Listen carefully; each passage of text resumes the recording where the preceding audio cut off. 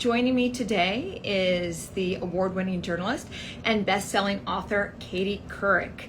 Katie is best known for her extraordinary media career, including co-anchor of The Today Show for 15 years.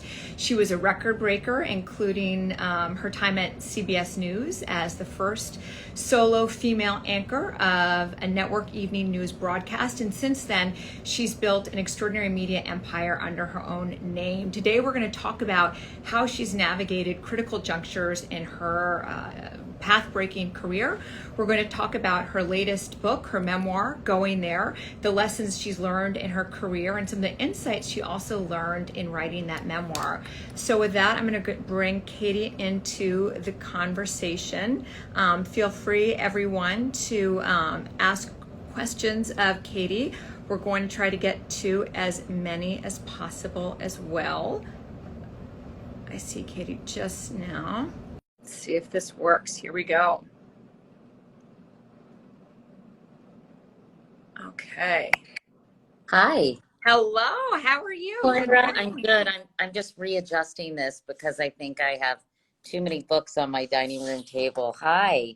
Hello. I feel like it's always like at any point things can completely fall. I have like a paper box, books, everything.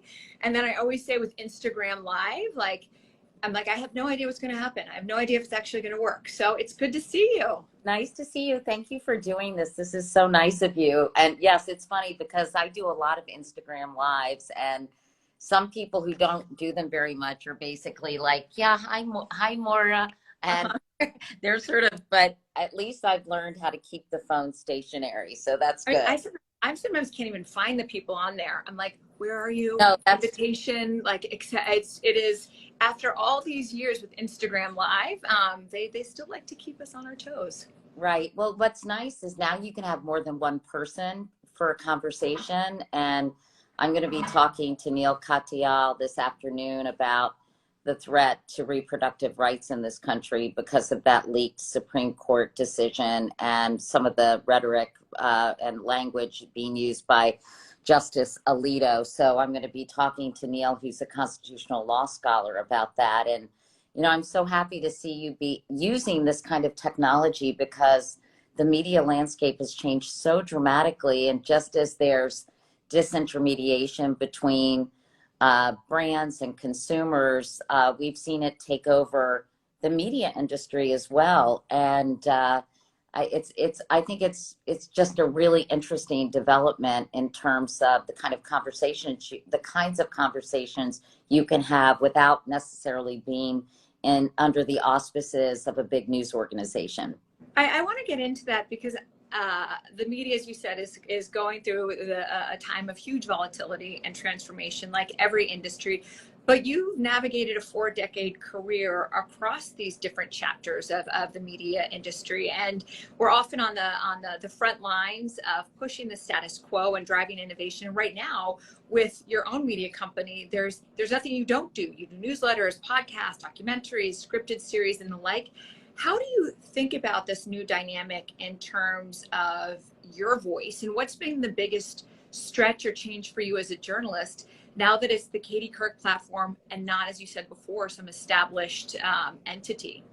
Well, I think I started getting interested in how media was changing when after I'd worked at the Today Show at NBC, and then prior to that, I was the Pentagon correspondent. I worked in local news for a number of years. Then I went to CBS for 5 years. It's a very traditional news network. Then I went to do a daytime syndicated show, which really wasn't the right fit for my interests or skill set necessarily. So after that, I was looking around and thinking, gosh, the world has changed. I feel a bit like I'm riding on the back of a dinosaur, still working in television news. And I certainly wanted to branch out and iterate content in all kinds of different ways, because I saw very clearly people were consuming news and information differently. So that's when I went to Yahoo, which I think was kind of a crazy, bold move. And it had, I think, endless potential. But Yahoo at the time was more interested in sort of Alibaba, and they had other things on their plate, and never quite, I think, put the energy into, or the energy, or even the thought into really transforming it into a modern media company. And so I tried to do that for a while. That was a bit frustrating because I saw the potential. And then I thought, well, gosh, I'm sort of, for better or for worse, a known quantity at this point. You know, and there at a time when it's very difficult to become a household name because there's so many people creating content. So why not try to create a company that shared with people who shared my values, who wanted to do information, not affirmation, interested in kind of the whole panoply of media that is now available to people. And that's why my husband and I, who had a background, Moira, in finance and was a partner of Brown Brothers Harriman, so he's a very smart business person, and that is not my strong suit. You're good. You've got other pretty good talents. So obviously you make a good team. He sometimes says I'm a much savvier business person than I give myself credit for. So I'll take that. But so we decided, why don't we take this changing landscape and create something interesting where I felt fulfilled, where we could lift up other voices, where we could help train other journalists. And so we've created Katie Couric Media. You're very sweet to call it an empire. I think maybe that's. I think what you've done is remarkable in the sense that you have leveraged so many different platforms and understood the power of each platform to drive conversation. And to me, there's very few people who are doing that, particularly to your point earlier, who've had such established career within legacy media, and in some ways that has been a ball and chain for others, and for some it's been an opportunity to take what's been great about those formats and being able to innovate it. You know, it's interesting because I think legacy media companies were very slow to adapt to technology, partially because they didn't want to cannibalize their content. They wanted to kind of hold on by their fingernails to established forms of communication and media.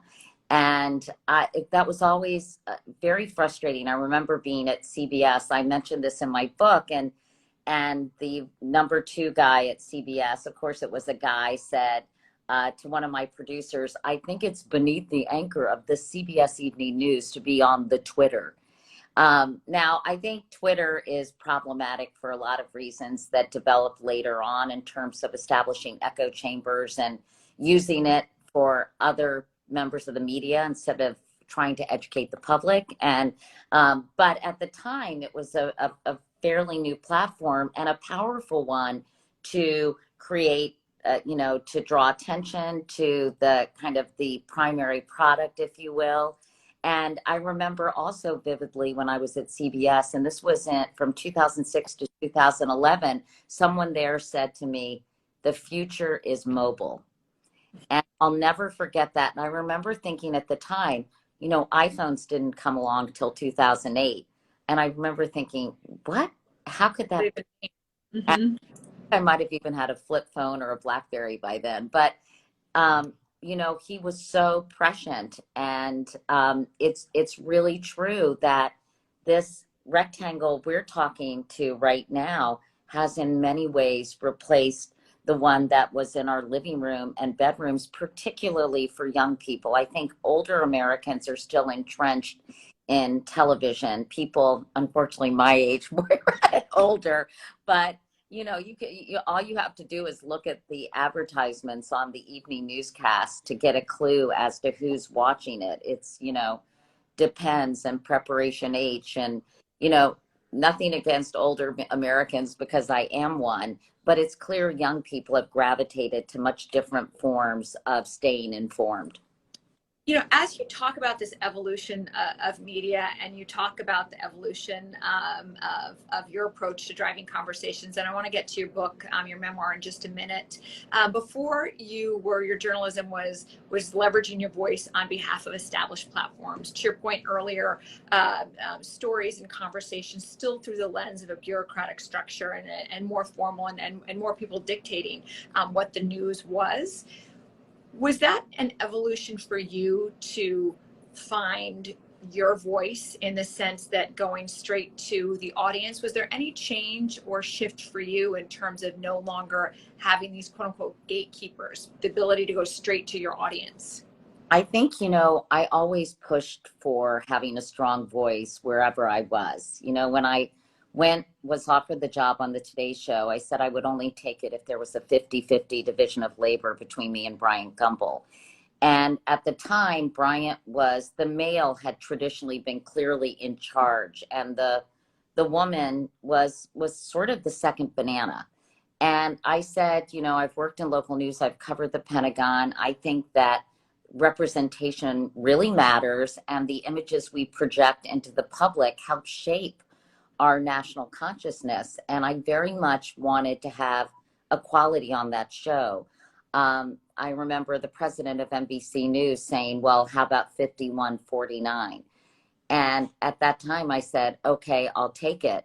But, Bryant had very specific things. I don't know whether they were contractual things, but there was an understanding. He would open every show. He would throw to weather. He would throw to every commercial, clearly giving the viewer the impression that he was in charge. And I said, it's time to have equality. And these perceptions are really critically important. So after that, I always felt like I could channel my voice. I had a lot of latitude at the Today Show. If I said, I really think we need to do a piece on this, or I think we should focus on this issue. And I used that even more when I was at CBS, talking about issues involving women in the military, or, we did a lot on dating violence when the young lacrosse player was murdered at the University of Virginia, that happens to be my alma mater. And I found that I could focus some of the stories on things that, quite frankly, the men in charge were not as concerned about as I was. So I think for me, having more freedom means I can have longer conversations. I can do it much more immediately. We don't have to get a camera crew to get to a location or fly. So for me, it's given me a lot more logistic ability and sort of liberation to have these conversations, and to say to Neil Katyal, hey, Neil, did you read? Obviously, we had talked before about what was happening with the January 6th committee, and he had mentioned the threat to reproductive rights at the end of our conversation. So we are going to talk today about this leaked decision, what it means, how, if the language might change between now and when the decision is handed down, and what are options for people. I've been surprised that there hasn't been more vocal opposition to this threat to reproductive rights. Now, I could probably not have said that when I was with the traditional network. But I'm clearly in favor of reproductive rights and reproductive freedom in this country, a woman's right to choose. 60% of the country is, in fact. And, while I hope to be respectful of people who disagree, I think it's important for us to inform that majority of Americans in terms of what they can do as this very fundamental right is being threatened. And 26 states have trigger laws, Moira, as you probably know. So when the federal protections are overturned, those states will then automatically make it illegal for a woman to terminate a pregnancy. And I've been working on a 6-part podcast about this that we are going to be launching in early June. We may have to speed up the release of that. So I've been deeply embedded in this whole issue from a variety of viewpoints. And So anyway, I think what's great is I can just be like, hey, I want to talk to Neil. Can you all help me? We have 35 people on our team doing various things. We're working with global brands. And that's a very interesting conversation. We could talk about so much more, sorry, but that's really interesting because I was just reading Andrew Ross Sorkin, and, you know, companies like Yelp and Citibank have pledged to help their employees if they live in states where abortion is illegal to get a safe and legal abortion by providing transportation. And it's just, Andrew was positing that companies are going to have to get more involved in this conversation and take a stand on abortion rights. But our philosophy has been, in addition to doing things that have nothing to do with companies or global brands, but we do work with global brands and create what we call brand supported content. And it's not about like sell more soap or this skin cream is great or bank here. It's about focusing on the issues these companies care about, like, you know, environmental sustainability or gender equality, racial justice, health and wellness. So we help tell these stories that happen to align with the values I have. So that's been sort of our model. And these partnerships have allowed us to grow and hire a lot of people in various aspects of the media business. They are the fuel that keeps they're the fuel that keeps, believe me, I know that the fuel that keeps our engines running in media. And if you don't have those great partners, you can't be able to really expand and drive great storytelling. But Katie, one of the things I love that what you just talked about is this freedom or agency you have to really tackle conversations that are timely, that are important to you, but are also at the pulse or the forefront of what's going on in this country. Your memoir is entitled "Going There." It seems like, and even hearing you talk about your approach to storytelling and news now, you are able to go there on stories in a way that you weren't before. As you think about someone yourself who's lived in the public eye for 40 years, oftentimes I would imagine walking the tightrope of perceptions that people have of you. You've talked a lot about your time at Today's Show being America's sweetheart, this likability factor, this tightrope that women face so often in terms of being ambitious, but not overly ambitious and the like. Right. How have you evolved in terms of your leadership and your voice now that you have more agency, or now that you feel like you can go there in a way that you did in your book and in a way that you're doing on these platforms? Well, I think, as I said earlier, you know, I do think that I can take more of a stand on controversial issues. You know, I do not believe the election was rigged. Neither do, I guess, 21 courts that have said there's absolutely no evidence, and in fact, it was perhaps the safest and most legitimate election in years. So, you know, I think what's gotten all convoluted is it used to be different philosophies on government and how the country should, you know, what the country's priorities should be, what a party's philosophy is. And it is slowly morphed or quickly morphed into what is true and what is not true. And so I hope that I will always be on the side of truth and facts, and that is my North Star. So I think that's changed for a lot of journalists, not just me. And unfortunately, when people speak the truth, if it doesn't align with the party line, literally, then it's considered biased when they're just actually telling the truth. So it's presented such a conundrum to so many journalists. And so I think the overall environment has changed dramatically, and I will keep doing what I've always done, which is be as factually accurate as possible. But it's extremely difficult. I was reading a piece in The Economist about Anthony Fauci and the death of science, and there's very little room for nuance in our national conversation now. and very little room for understanding that science is actually an evolving art, and that scientists do not immediately have all the answers when they're confronted with a new problem.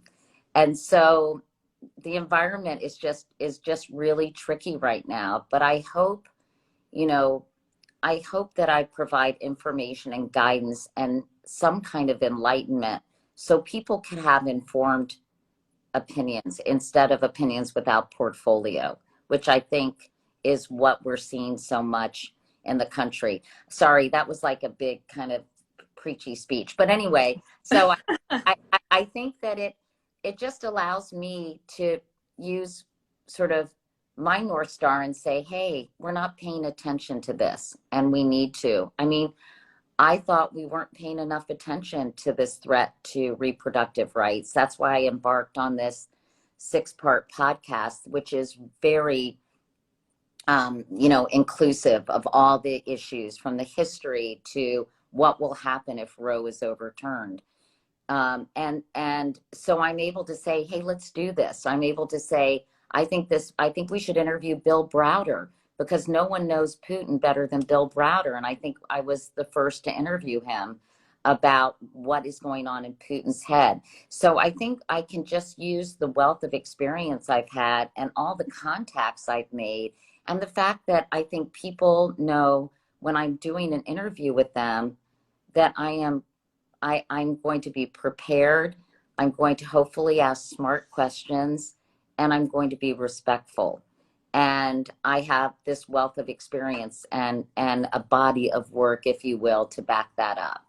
As I said, you do have such this unique combination of extraordinary experience, the reputation that you built, and now translating that into these different platforms and opportunities to have these critical conversations, and also help to define the conversations you think audiences that connect with you need to be talking about and exploring more deeply. I'd be curious, looking at the stage of your career right now, how would you describe this chapter in your life? Well, I think it's exciting. It's liberating. I think we need to, as a culture, start looking at what people have to offer when they're in their 60s, 70s, even 80s. I just turned 65 in January. Honestly, I was pretty bummed out about it because I started getting all my Medicare notifications and stuff. And I just feel like I still have a tremendous amount to offer in terms of helping illuminate complicated issues, something that I think I have become good at, especially I think dealing with my husband's cancer. I had to learn how to synthesize very complicated things and make them digestible. And I think I think ageism is the last acceptable ism in culture. And I think it's just really important that I love to work. I love to have these conversations. Like, this is really fun for me, Moira. And I just want, and people in their respective fields have so much to offer. So, I just hope that there will be room for people to continue doing what they love to do, or to pivot and focus their lens on something else. But we're very valuable, I think. And that's not to say that young people aren't super valuable too, because obviously they are. And I firmly believe in something called reverse mentoring. I try to learn things from my daughters, from my employees who are in their 20s and 30s, 40s. And so, I think that I think this is the fuel that keeps me going. I'm passionate about storytelling.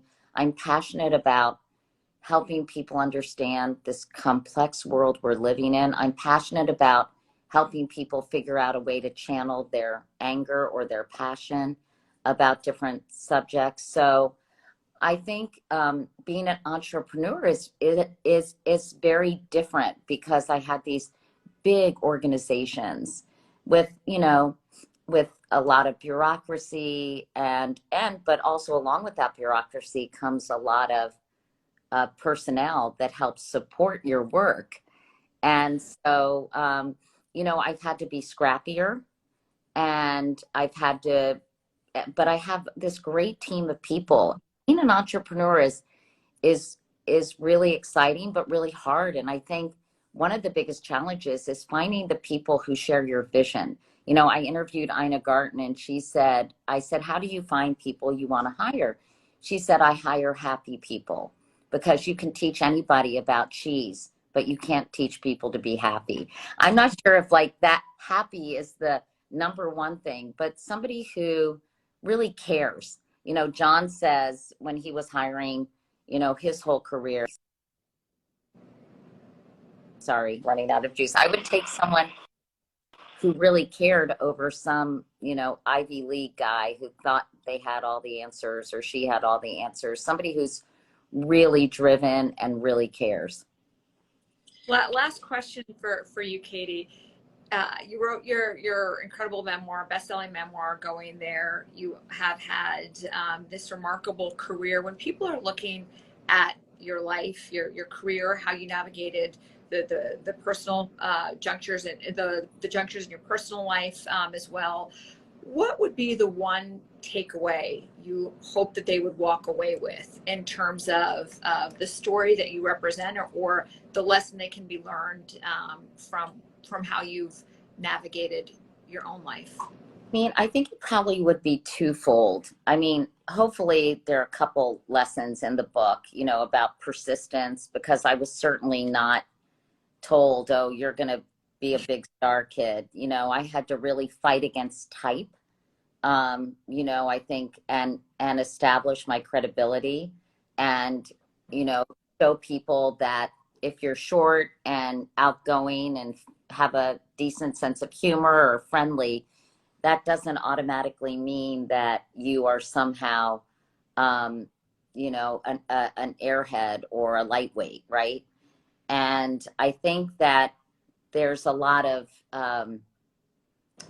visual discrimination that goes on in all aspects of our life. So I think that it would be, if you really are driven and care about something and you just keep pursuing it despite the people who tell you you'll never make it. So persistence is one thing. I think resilience is throughout my book, Moira, in terms of both professional and personal setbacks that I've had, and the ability to kind of reimagine your life and your work when obstacles or disappointments or devastating loss, fall in your path. And then thirdly, I think, and this is to me the double-edged one, the importance of taking risks and taking chances. But having said that, I think when I look back on my life, I wish that I had made more informed decisions. What do you mean by that? Well, for example, I think when I kind of had this attitude, well, this will be exciting. And even if it doesn't work, it's going to be a growth experience. I wish that, for example, when I'd gone to CBS, I'd really done more due diligence to make sure that the culture and what I was being asked to do by the leadership way above was being was affirmed by the other people in the organization.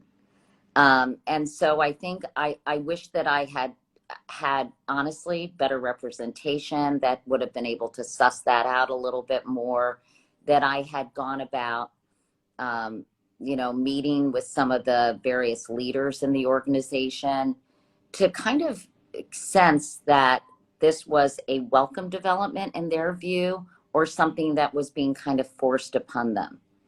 And I think I might have said, I don't feel like this is necessarily the place that it's going to be easy to do what I'm being asked to do.